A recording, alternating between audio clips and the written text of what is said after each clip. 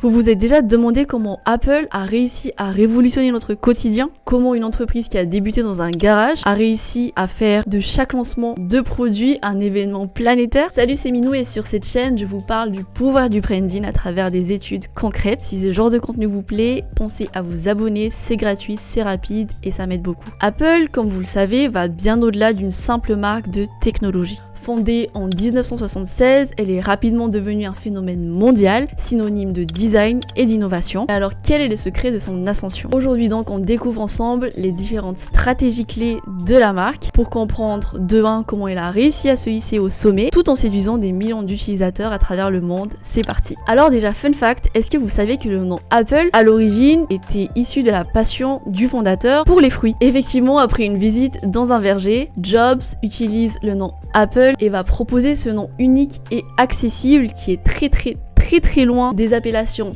techniques et typiques des années 70. Apple, en un mot, évoque pour le fondateur la simplicité et l'originalité, des valeurs qui définissent encore parfaitement la marque aujourd'hui. Le logo d'Apple est devenu une icône aussi emblématique que la marque elle-même. La pomme croquée, symbole d'accès à la connaissance, évoque non seulement la célèbre histoire d'Adam et Ève, oui, mais aussi l'idée que la technologie d'Apple ouvre les portes de l'information et de la créativité. Donc cette association entre la quête du savoir et la pomme renforce l'identité d'Apple, un innovateur sans renom. Au fil des années, évidemment, le logo a évolué. Initialement, le design était complexe et comportait des détails qui, bien qu'artistiques, ne représentaient pas suffisamment l'essence de Apple. Avec le temps, du coup, ce logo a été simplifié pour devenir une pomme minimaliste, sobre et immédiatement reconnaissable. Et globalement, ce changement vers un design plus épuré illustre parfaitement le positionnement de Apple et surtout son engagement envers la simplicité et l'élégance. Des valeurs qui sont encore totalement représentatives de la marque aujourd'hui. Donc en réalité, c'est ce logo simplifié qui agit surtout comme un symbole de confiance et de qualité pour les consommateurs du monde entier. Aujourd'hui, chaque fois qu'on voit la fameuse pomme croquée, on n'est plus seulement confronté à une simple image ou à un simple logo, mais à tout un univers d'expérience et de valeurs fortes. Mais alors, quels sont concrètement du coup les piliers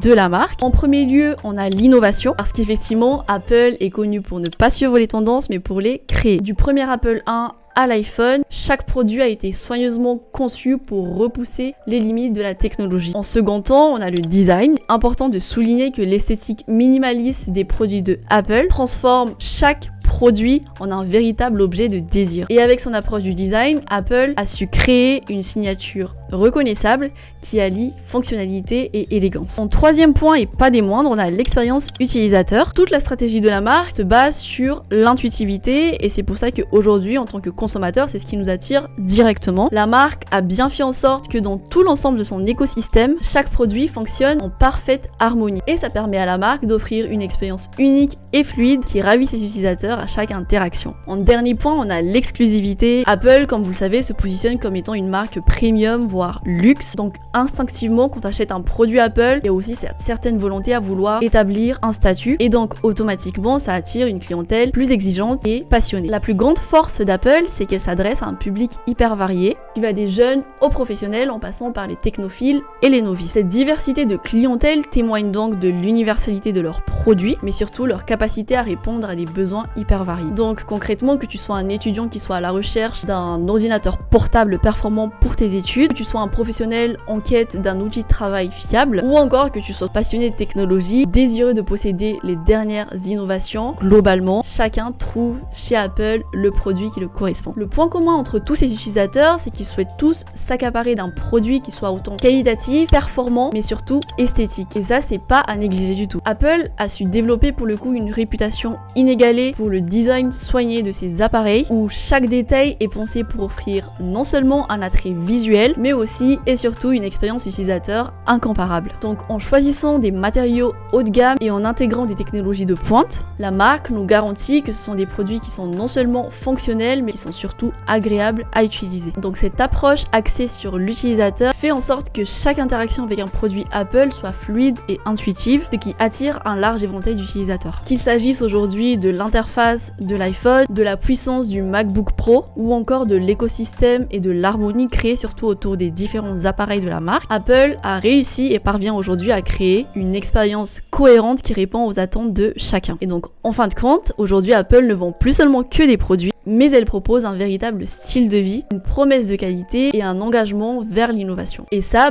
permet à la marque de continuer à séduire une clientèle toujours plus passionnée, plus large et plus fidèle. Si on s'intéresse maintenant à la stratégie de communication, celle d'Apple pour le coup est un véritable modèle du marketing. La marque allie parfaitement stratégie et créativité et globalement son storytelling met l'accent sur l'expérience utilisateur plutôt que sur la technologie elle-même, ce qui la permet au final de toucher directement le cœur de ses consommateurs. Chaque publicité de Apple aujourd'hui raconte une certaine histoire émotionnelle qui captive le public et qui montre comment Apple peut littéralement transformer les quotidiens des personnes. Les keynotes annuelles, quant à elles, donc qui sont les fameux lancements de produits, généralement qui ont lieu vers septembre au cours de l'année, sont devenus des événements incontournables dans le calendrier technologique. Chaque présentation crée une atmosphère d'excitation et d'anticipation où les fans et les plus grands médias du monde entier se rassemblent pour découvrir les nouvelles innovations de la marque. Donc globalement, Apple a su faire de ces lancements de produits de véritables spectacles planétaires où chaque annonce du coup et chaque prise de parole est soigneusement planifiée pour non seulement maximiser l'impact de la marque mais aussi de continuer à engager son public. Effectivement, en révélant petit à petit des indices sans avoir à tout révéler d'un coup, la marque nourrit la curiosité de ses consommateurs, suscite l'attente et l'enthousiasme de ses clients. Ce suspense renforce le lien émotionnel qui rend chaque produit autant désirable que symbole d'innovation.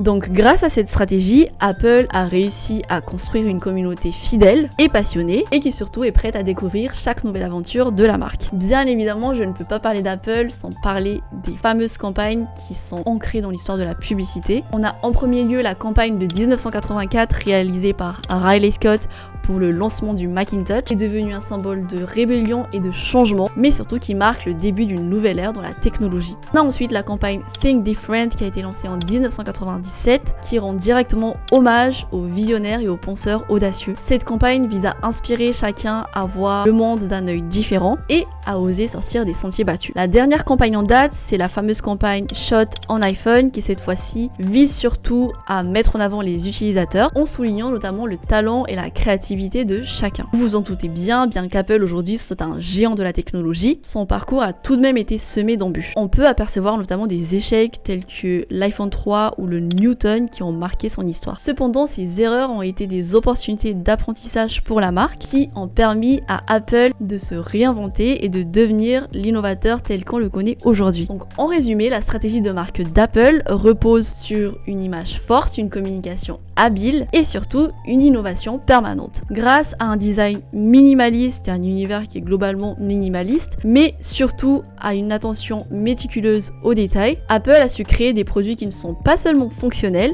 mais qui offrent surtout une expérience utilisateur incomparable. Chaque lancement de produit, comme vous l'avez vu, est un événement soigneusement orchestré qui renforce l'anticipation et le désir de ses consommateurs. Donc en somme, en cultivant une identité unique, Apple a réussi à transformer ses appareils en véritable objet de désir et établit ainsi un lien émotionnel profond avec ses clients. Cette approche stratégique du coup a permis à Apple de se positionner comme un leader dans le secteur de la technologie tout en inspirant une loyauté sans précédent. Donc si vous souhaitez travailler sur votre image de marque, tant sur le plan stratégique que créatif, je suis Minou, graphiste et brand designer et je serai ravie de vous accompagner dans la création de votre identité. Je vous mets comme d'habitude tous les liens en barre de description pour que vous puissiez me contacter facilement. Si cette analyse vous a plu, laissez-moi vos retours en commentaire et n'hésitez pas à me suggérer surtout de nouvelles marques à explorer pour la prochaine vidéo. Merci d'avoir regardé la vidéo jusqu'à la fin, pensez à vous abonner comme d'habitude et à activer la cloche de notification et moi je vous dis à mercredi prochain, même heure pour une prochaine analyse. Salut!